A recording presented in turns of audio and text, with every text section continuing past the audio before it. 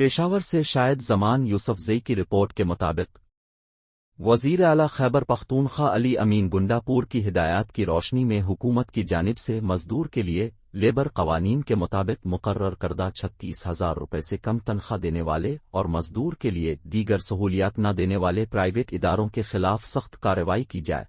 तमाम प्राइवेट इदारों को मजदूर को बनिक के जरिए तनख्वाहों की फराहमी के लिए पाबंद किया जाए।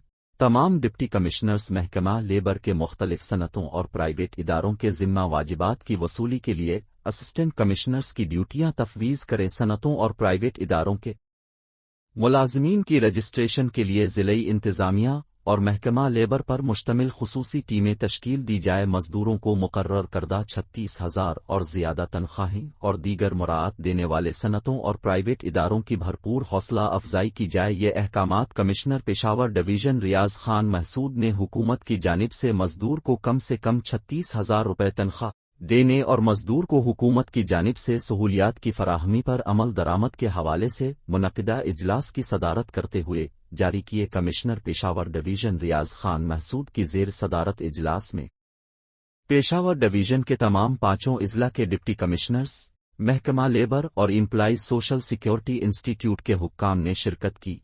इजलास में कमिश्नर पेशावर डिवीज़न को महकमा लेबर की जानिब से इंतज़ामी उमूर और मजदूरों के हुकूक के लिए कई गए इक़दामात के हवाले से तफसीली आगाही दी गई। इजलास में लेबर कवानीन के तहत मजदूर को उनका जायज़ हक और मुराद की फराहमी के लिए तमाम वसाइल बरोए कार लाने और मुश्तरका कोशिशों पर इत्तिफाक किया गया, जबकि लेबर कोड को फ़आल करने और मजदूर के हुकूक गस्ब करने वालों के खिलाफ सख्त कार्रवाई का फैसला किया गया।